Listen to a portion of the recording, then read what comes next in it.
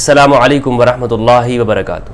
شام غریبہ کیا ہے، شام غریبہ کسے کہتے ہیں، اس حوالے سے آج میں گفتگو کرنا چاہوں گا، کیونکہ ہمارے اہل سنت معاشرے کے اندر اس حوالے سے بڑے منفی پروپیگنڈے موجود ہیں، اور اب سے نہیں کافی عرصے سے ہم سوشل میڈیا پر یہی سنتے آ رہے ہیں، اور بہت سارے لوگ ہمارے سنی معاشرے کے اندر یہ بات عام ہے کہ شام غریبہ کے اندر یہ کیا جاتا ہے، ایک منفی پروپیگنڈا ہے، لائٹیں بجھا دیتے ہیں، اس میں معاذ اللہ اس طرح کی باتیں مشہور ہیں اس حوالے سے کہ میں اپنی زبان پہ نہیں لا سکتا ہوں، اور یہ میں نے بڑے علماء سے جو ہمارے ہاں معتبر سمجھے جاتے ہیں ان سے سنا ہے، اور وہ اس میں جو شیعہ مکتب فکر ہے، شیعہ برادران کے اوپر یہ طنز طعن و تشنیع کرتے ہوئے کہتے ہیں کہ تم تو شام غریبہ کی پیداوار ہو، تم تو شام غریبہ کے اندر تمہیں تو پتہ ہی نہیں ہے کہ تمہارا باپ کون ہے وغیرہ وغیرہ، اس طرح کی باتیں کی جاتی ہیں۔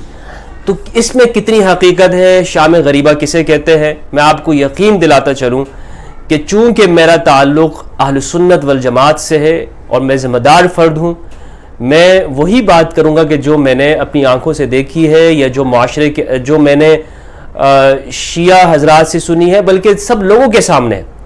اب تو سوشل میڈیا کے آنے کے بعد یہ کوئی بات کسی سے چھپی ہوئی نہیں ہوتی، تو یہ ہمارے ہاں جو پروپیگنڈا ہے کہ شام غریبہ میں یہ کیا جاتا ہے، لائٹیں بند کی جاتی ہیں، اور اس میں طرح طرح کی بکواسات چیزیں شامل کی ہوئی ہیں۔ سب سے پہلے تو ہمیں قرآن مجید کی آیت ہمارے سامنے ہونی چاہیے۔ اللہ سبحانہ و تعالیٰ نے ارشاد فرمایا، سورہ نور سورہ نمبر 24 کی آیت نمبر 16 ہے، فرمایا اعوذ باللہ من الشیطان الرجیم بسم اللہ الرحمن الرحیم ولولا اذ سمعتموہ قلتم ما یکون لنا ان نتکلم بہذا سبحانک ھذا بہتان عظیم۔ کیوں نہ اسے سنتے ہی تم نے یہ بات کہہ دیا کہ ہمیں زبان سے یہ بات نکالنا زیب نہیں دیتا ہے، اور یہ تو کھلم کھلا جھوٹ ہے، بہتان ہے، ھذا بہتان عظیم، یہ بڑا بہتان ہے۔ یہ رویہ رکھنے کے برخلاف ہمارا رویہ کیا ہوتا ہے؟ اچھا وہ یہ کرتے ہیں، یہ کرتے ہیں۔ ایک تو یہ بات ہے منفی پروپیگنڈا۔ دوسری بات یہ ہے کہ ہمارے ہاں سنی اور شیعہ کے درمیان میں آپس میں گیپ بڑھ گیا ہے۔ نفرت کی تقاریر کے بعد ہوا یہ ہے کہ ایک دوسرے کے پاس آنا جانا کم ہو گیا ہے۔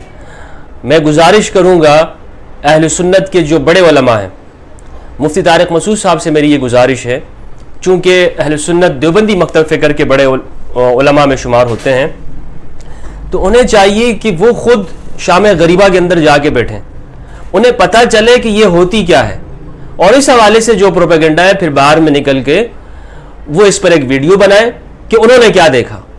اور یہی طریقہ ہونا چاہیے کسی بھی بات کے حوالے سے رائے دینے کا۔ لیکن ہمارے ہاں رائے کیسے دی جاتی ہے، فتویٰ کیسے دیا جاتا ہے؟ جی کوئی شخص آپ کے پاس آتا ہے اور وہ کہتا ہے اس بندے نے یہ بات کہی ہے، اس نے توہین صحابہ کی ہے، اس نے یہ بات کہی ہے، اور ہم کہتے ہیں فتویٰ لکھ دیتے ہیں، ٹھیک ہے جی یہ بات صحیح ہے۔ ارے یہ کیا طریقہ ہوتا ہے؟ فتویٰ دینے کا یہ کون سا طریقہ ہے؟ یا کسی کے اوپر کسی کے بارے میں رائے رکھنے کا؟ یہ بالکل غلط طریقہ ہے۔ ان جاءکم فاسق بنبأ فتبینوا ان تصیبوا قوما بجہالۃ فتصبحوا علی ما فعلتم نادمین، کہ جب تمہارے پاس کوئی شخص کریکٹر لیس شخص خبر لے کر آتا ہے تو اس کی تحقیق کرو، فتبینوا، کہیں ایسا نہ ہو نادانی کے اندر تم ان کے بارے میں کوئی نقصان پہنچا بیٹھو۔ لیکن یہ رویہ ہم مسلمان اپنے مسلمان بھائیوں کے لیے یہ نہیں رکھتے، تو ہونا یہ چاہیے تھا کہ ہمارے افراد جاتے شام غریبہ کو اٹینڈ کرتے، کوئی منع تو نہیں ہے۔ اب تو ٹی وی کے اوپر آ رہی ہے، سینکڑوں ٹی وی چینل لائیو نشر کی ہے محرم الحرام کی شام غریبہ کو، اور پہلے ہم سنتے رہتے تھے شام غریبہ، علامہ طالب جوہری صاحب کی سپیچ آتی تھی پی ٹی وی سے شام غریبہ، اب سینکڑوں علماء کرام کی آ رہی ہے ٹی وی کے اوپر۔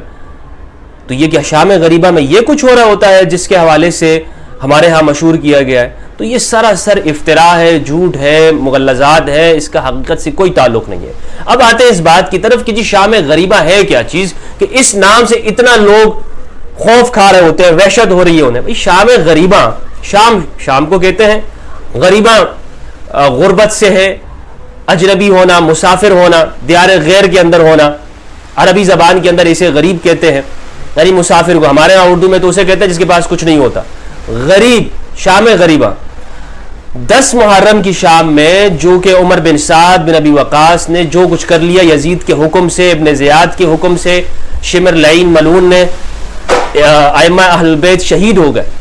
اب مصائب کو بیان کرنا یہ شام غریبہ کے اندر بیان کیا جاتا ہے، اور یہ محرم کی آخری مجلس ہوتی ہے. اس مجلس کے اندر امام حسین علیہ السلام کے لیے مصائب بیان ہوتا ہے کہ جو بیویوں کے اوپر گزرا، جو بچوں کے اوپر گزرا، جو بچ گئے تھے وہاں پر.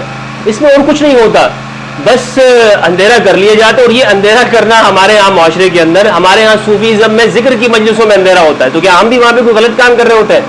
تو ضرورت یہ ہے کہ ہم جب کسی کے بارے میں بات کریں تو ہمیں حق اور سچ کے ساتھ بات کرنی چاہیے، پروپیگنڈا میں نہیں آنا چاہیے. میری یہ گزارش ہے علماء سے، سنی علماء سے، کہ وہ جائیں شام غریبہ کو اٹینڈ کریں اور اس کے بعد پھر اپنی رائے دیں. بہت بہت شکریہ، والسلام علیکم.